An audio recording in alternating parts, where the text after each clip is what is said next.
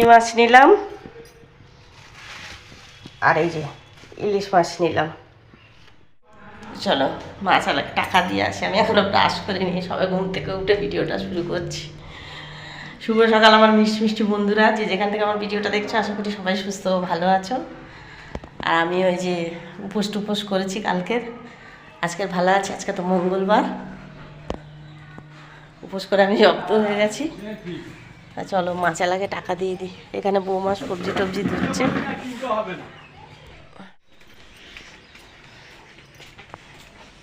আপনি কিন্তু দাম বেশি নিয়েছেন। হ্যাঁ হ্যাঁ, দাম না বেশি নিলে আমার ফটো তুলে নেবে। দামটা একটু বেশি নেবো, বেশি আছে টাকা, 1 টাকা বেশি আছে। ও দিলে হ্যাঁ, তো এই যে দাদা এসেছিল, দাদার কাছ থেকে মাছ নিলাম। এই দাদাটা আমাদেরকে চেনে, মানে অনেক দিন ধরে মাছ টাছ দিচ্ছে। এবার চলো গেটটা বন্ধ করে দিই। দেখো ওয়েদারটা কিরকম, মেঘলা মেঘলা। সবজি ধোয়াধুয়ি চলছে, সবজি ধুচ্ছে, সব সবজি ধুয়ে আবার উপরে তোলা হবে। এই সবুজ চুড়ির হাত দুটো সবজি ধুচ্ছে। আমি দেখেছো চোখ মুখ ফুলে গেছে ঘুমিয়ে, রাত্রে ঘুম হয়নি। আর কালকে সাবু খেয়েছিলাম, আর আমার মানে কীরকম একটা হচ্ছিল শরীরের মধ্যে, গ্যাস হয়ে গেছে মনে হয়। আর রাত্রে ঘুম হয়নি, আর ওই জন্য সকালবেলা আমি ঘুমাচ্ছিলাম। আর আজকে তো মঙ্গলবার, তো কালকে ভিডিওটা তোমরা নিশ্চয়ই দেখো। কালকে ভিডিওটা কিন্তু খুব ইম্পর্ট্যান্ট ছিল, ওই জন্য আমি কমিউনিটিতে তুলে দিয়েছি, তোমরা নিশ্চয়ই দেখো ভিডিওটা। আর চলো ব্রাশ টাশ করে চা খেয়ে নিই, তারপর তোমাদের সাথে আবার কথা বলছি। বৌমা এখানে সব সকাল সকাল সব জামা কাপড় ধুয়ে দিয়েছে।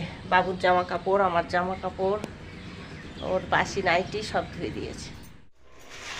তো বন্ধুরা এই দেখো, এখানে নিয়ে নিয়েছি ইলিশ মাছ। ইলিশ মাছগুলো ছোটো ছোটো।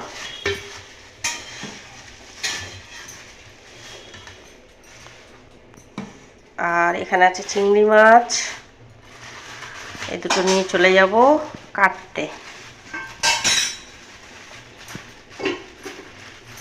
কেটে ধুয়ে পরিষ্কার করে আনে তোমাদের দেখাচ্ছি আবার। এই দেখো ইলিশ মাছ আর এই যে চিংড়ি মাছ, সব কেটে কুটে ধুয়ে ধায় নিয়ে চলে আসলাম। এই যে বৌমা এখানে কি বড়া ভাজছে, চাল কুমড়োর বড়া ভাজছে এখানে, দেখো। এই যে হ্যাঁ, এই যে ব্যাটার করেছে। ব্যাটার কি বেসন দিয়ে? চালের গুঁড়ো আর বেসন। চালের গুঁড়ো আর বেসন দিয়ে ব্যাটার করে, কেন নিরামিষ খাবো মঙ্গলবার, ওই জন্য বৌমা চালের গুঁড়ো দিয়ে আর ব্যাটার বানিয়ে আর চাল কুমড়োর বড়া করছে। আর আর কি রান্না করেছো? হ্যাঁ রান্না করেছে, যা আমি তোমাদের দেখাবো খাওয়ার সময়। আর এখন তো এই দেখো ঘর দুয়ার সব মুছতে হবে, কারণ কাজের মাসে আসেনি। কাজের মাসে আজকেও আসেনি, দুদিন আসেনি, রবিবার আসেনি, সোমবার আসেনি, আর আজকেও আসেনি। ওই জন্য চলো ঘর দুয়ারটা মুছে নিই, তারপরে হচ্ছে তোমাদের সাথে আবার কথা বলবো, কারণ বেলা 1টা বাজে। আমি এমনি আজকে দেরি করে ঘুম থেকে উঠেছি। চলো ঘর দুয়ার মুছে নিই, তারপরে আবার কথা বলছি।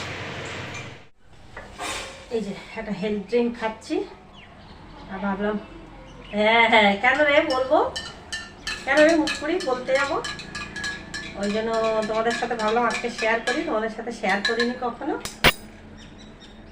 কিছু কিছু নাকালচি বান্দারিয়া আছে, তো আমি যা করবো তাই করবে। ওই জন্য এই হেলথ ড্রিঙ্কটা খুঁজে বার করতে হবে তাকে, যে আমি কি হেলথ ড্রিঙ্ক খাচ্ছি, সেও সেটা খাবে। বুঝলে?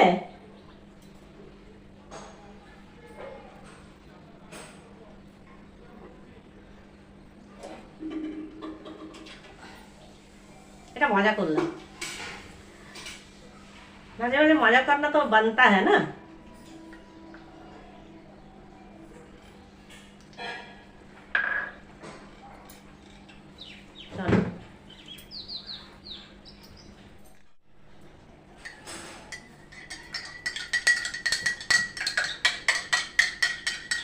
হেলথ ভালো থাকলে সব ভালো থাকে, তাই না?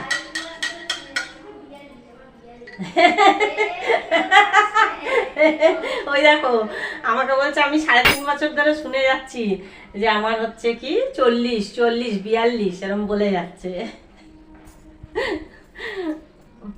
আচ্ছা নে, আমার 50 হলো। আর কিছু? তাহলে তুই যখন বলছিস আমার 50।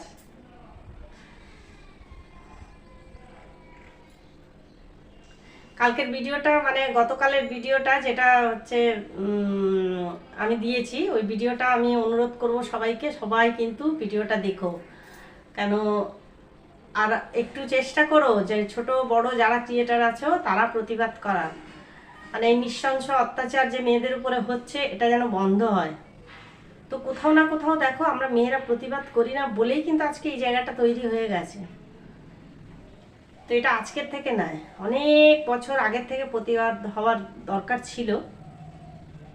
কিন্তু যতক্ষণ না নির্ভয়ার কেসটা ঘটেছে ততক্ষণ তো কেউ মানে কারোর চোখের পর্দা খোলেনি।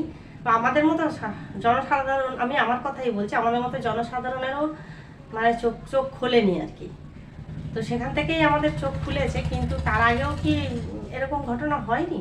এই মণিপুরের ঘটনাটা নাও, তারপরে হচ্ছে আরও অনেক ঘটনা আছে যেগুলো হচ্ছে গ্যাং রেপ, তারপরে হচ্ছে অনেক অনেক ছোট ছোট বাচ্চা মেয়েরা হচ্ছে এইসব নোংরা জিনিসের শিকার হচ্ছে। তাহলে কোথাও না কোথাও আমরা মানে মানুষই দায়ী আর কি এই জন্য, যে এইসব কি বলতো,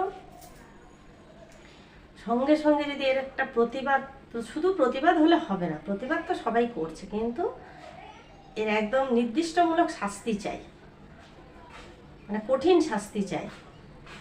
কঠিন শাস্তি যদি পায়, একদম সঙ্গে সঙ্গে যদি কঠিন শাস্তি পায়, তাহলে কিন্তু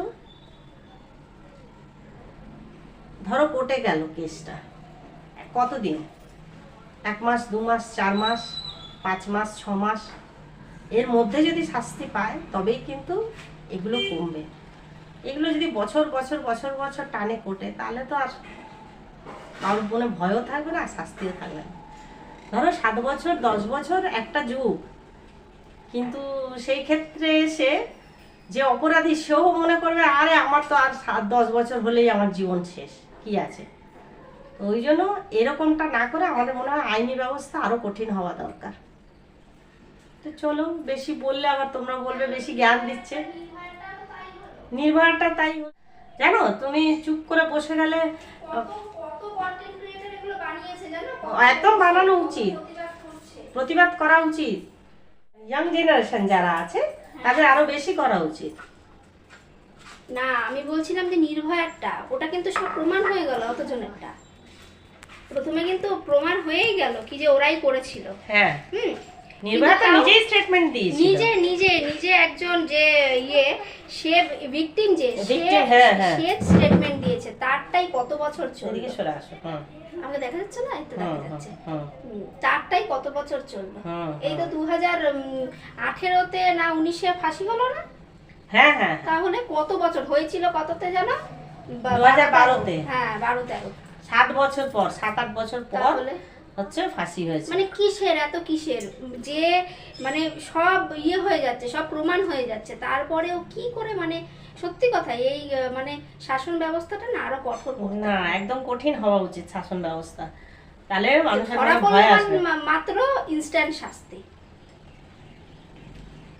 ছানবিন করার একটা ব্যাপার আছে, সে কত দেরি, 6 মাস হোক, আচ্ছা, 6টা মাস হোক, 1 বছর হোক, 1 বছর হোক, তার কিন্তু 7 বছর মানে মানুষের একটা জীবনের কতটা লম্বা ফেজ একটা, ততদিন সে বাঁচবে কিনা তার ঠিক নেই। হ্যাঁ, যে মানে অপরাধ করেছে সে অপরাধী নিজে কতদিন বাঁচবে তার ঠিক নেই। তাহলে 7 বছর যদি, 7 বছর তো আইন ব্যবস্থা সত্যি খারাপ, তা নাহলে তো এই জন্য তো ভয় করছে না কেউ অপরাধ করার আগে। সে একটু ওকে পাবলিকের হাতে তুলে দেওয়া উচিত ছিল, পাবলিক ওকে ছিঁড়ে খেত, তাহলে দেখতো ও প্রেসারে, পাবলিকের প্রেসারে নাম বলে দিত। কলকাতার আইপিএস মহিলাটা বর্ষা কি যেন বেশ একটা, ও তো যে ভিকটিমের বান্ধবী, ও বলছে আমি আমার ও শপথ নিয়েছে যে আমি যতদূর যেতে হয় আমি ওর প্রতিশোধ নেব। আচ্ছা, ওইটা ওই স্টেটমেন্টটা তুমি দেখেছো? হ্যাঁ, আচ্ছা, আমাকে একটু শেয়ার করবে তো? হ্যাঁ, আমি শেয়ার করব। চলো বন্ধুরা, এটা খুব দুঃখজনক একটা ঘটনা, তো বারে বারে তোমাদের কাছে বলে আর তোমাদের মন খারাপ করতে চাই না। আর গৃহিণী তো বটে ঘটনাটা, তো কী আর করবো, আমরা তো মেয়ে মানুষ হয়ে জন্ম নিয়েছি, আমাদের খুব কষ্ট হয় এসব ঘটনা চারিদিকে ঘটলে। ওই জন্যই তোমাদের কাছে বলতে আসলাম। তো তোমরাও তীব্র প্রতিবাদ করো, যে যেভাবে পারছো প্রতিবাদ করো, আর ছোট বড় সব ক্রিয়েটাররা সবাই মিলে প্রতিবাদ করো। ঘর দুয়ার সব মুছে চলে এসেছি, আর এবার নিচের এইগুলো পরিষ্কার করব। এই দেখো, এই টেবিলটা টিভি টেবিলটা পরিষ্কার করব। এই যে বৌমা সব ঝাড় দিয়ে নিচ্ছে নিচের ঘরগুলো।